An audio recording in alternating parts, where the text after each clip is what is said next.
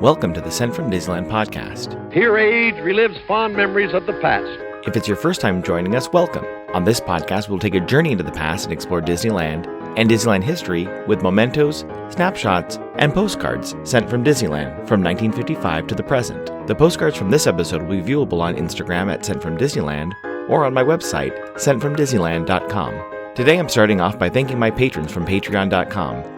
You can join in and receive mail from my desk or for my trips to Disneyland. I'm currently working on some new patron benefits. Patrons can sign up for as little as $1 per month.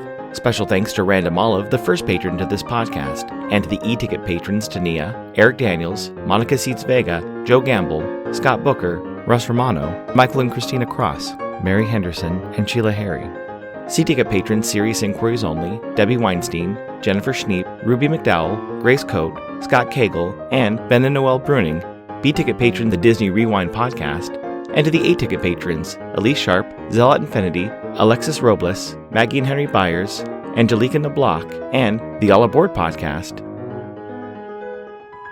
I am your host, your post-host Clocky, and today we have 2 postcards sent from Disneyland. The front of our first postcard has the Monsanto Hall of Chemistry. You can see a few guests entering the building, and on the far right you can see 3 flags from the Tomorrowland entrance. On the back it reads, "In Disneyland, millions have visited Monsanto's chemical company's Hall of Chemistry, one of Tomorrowland's most popular attractions. Inside, the fascinating exhibits tell the story of Monsanto and where creative chemistry works wonders for you." It's postmarked June 5th, 1958, with an Alameda, California Naval Air Station cancel and a 2-cent red Jefferson postage stamp, Scott number 1033. I assume they visited the park on Saturday, May 31st, when park hours were from 10 a.m. to midnight. The weather was a high of 76 and a low of 60. Park attendance that day was 29,418. It's addressed to a Mrs. Emma Butel of Vallejo, California. It reads, 6-4. Hi, we were down to Disneyland over the holiday.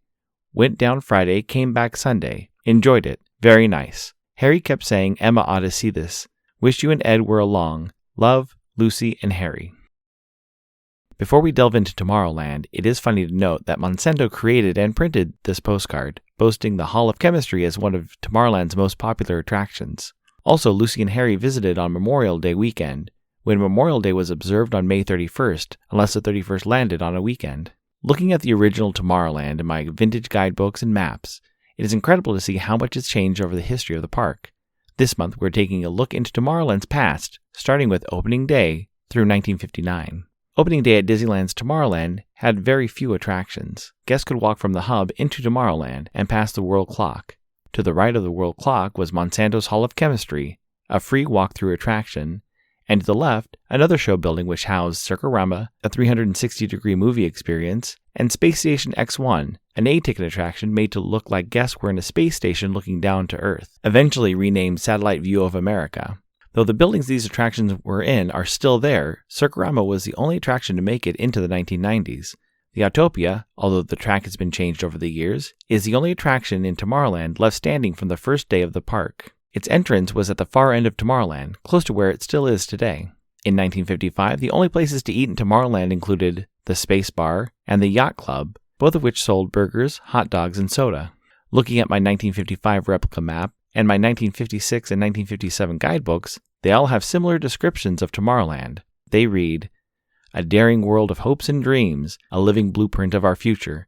Enter the realm of the unexplored and let your pulse quicken as the future becomes a reality. In Tomorrowland, you may take a trip to the moon in a TWA rocket, flash through the air in an astrojet, or see America from a space station. Science and industry combine to bring you a preview of tomorrow's living as you explore and enjoy the many futuristic shows and exhibits." Some of the homages to the original Tomorrowland that still exists at the park include the Astro Orbiter, which is similar to the Astrojet's attraction, and the TWA Moonliner is referenced by the rocket ship in front of the Pizza Planet restaurant.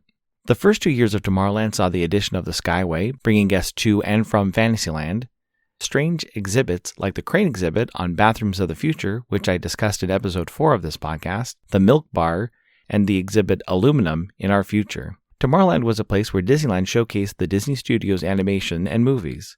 There is a 20,000 Leagues Under the Sea exhibit and the Art Corner, mentioned in episode 100 of this podcast, sat across from each other. The last major change to Tomorrowland before 1959 was the addition of a train station for the Disneyland Railroad. The Tomorrowland station was tucked away behind the Skyway. I'm excited again about the stamps available for this weekend's Enfield Post Sunday sale. Thursday there was a preview post for a women's suffrage postage stamp that would look great on a Main Street USA postcard. You can head over to EnfieldPost.com and explore all the different vintage postage stamps you can use on your next card or letter. That's ENFIELDPOST on Instagram or EnfieldPost.com for your wedding and vintage postage needs. Enfield Post is the official postage stamp sponsor of the Sent from Disneyland podcast.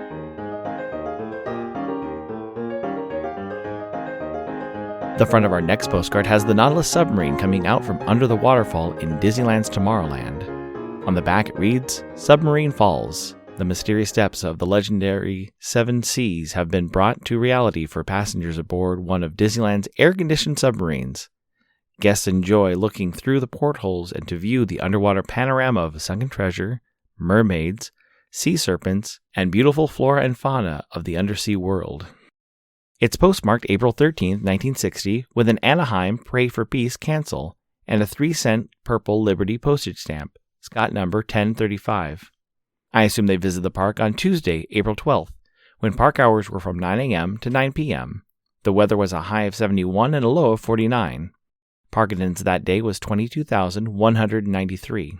It's addressed to a Mr. and Mrs. William Banzimer of San Francisco, California. It reads, Dear May and Bill, having a wonderful time. Weather nice, very cool. Stayed at Santa Monica Sunday night. We are going to Knott's Berry Farm now. Love, Muriel, Bill, Rachel, and Carolyn.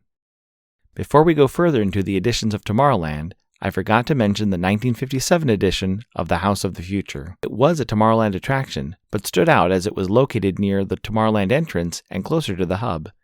I go in detail about the House of the Future on episode 33. The biggest additions to Tomorrowland happened with the 1959 expansion and the addition of the e-ticket. Tomorrowland gained the submarine voyage and the monorail. The monorail essentially replaced the Viewliner, a short-lived attraction mentioned in episode 23 of this podcast. I recently acquired a summer 1959 special insert for the Disneyland guidebooks. The opening statement attributed to Walt reads, When Disneyland first opened 4 years ago, I said it would never be completed, that it would continue to grow, and that there would be always something new and different for you and your family to enjoy. Since 1955, all of us at Disneyland have been kept busy fulfilling that promise. This past year has been an especially busy one.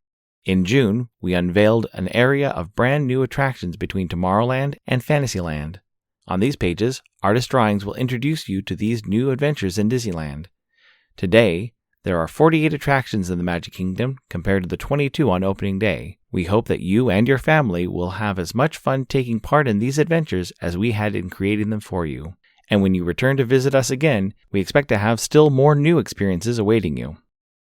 This special insert was a simple 4-page addition to the guidebook and had some concept art as the attractions were completed and immediately opened.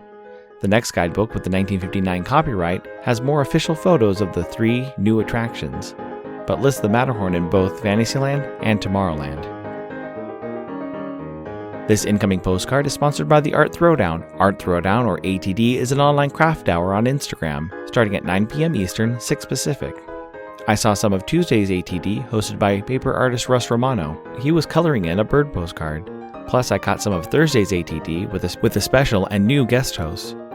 It's great to stop in for an hour and watch someone craft or design something unique. Each host brings something a little different to each show. I'll list some of the regular hosts, or you can follow Russ Romano 2021 on Instagram. The front of my incoming postcard has a man wearing a subway map on a hooded jacket on a New York street. It's postmarked May 26, 2022, with a New York cancel and a Celebrate 41-cent postage stamp, Scott number 4196. It reads, Hey buddy, I can't believe I'm celebrating my 20th anniversary of moving to New York City. I have lived here longer than any other place in the world. Love always, RR. Thank you so much for the postcard, Russ. I also just celebrated living in my current house for the past 10 years, and the longest time at one address in my adult life. Russ has taught me a lot about mailing postcards over the past years that we've known each other. One is to add a return address, which usually helps if a postcard gets lost in the mail or is undeliverable for some reason. Russ also uses stickers to note that the postcard is going to a stamp collector and not to pin cancel the stamp. I dislike when a stamp has been marred by a ballpoint pen or a Sharpie to show that the stamp has been used. Thanks for listening to Sent from Disneyland. If you enjoyed this podcast, please subscribe and tell your friends. It would be awesome to share your favorite episode. There are over 100 episodes to choose from. It would also help to leave a 5-star rating and comment at whatever podcast platform you use. If you'd like to support the show financially, please check out our Patreon page at patreon.com/SentFromDisneyland. You can find me on Instagram and Facebook at Sent from Disneyland, or on Twitter at Sent from Disney. For questions and comments, send me a postcard addressed to Sent from Disneyland, P.O. Box 44, Hood, California, 95639. This podcast is not affiliated with Disney, the United States Postal Service, or any post office or Disney properties. Opinions expressed on this podcast belong to its host and guests of the Sent from Disneyland podcast.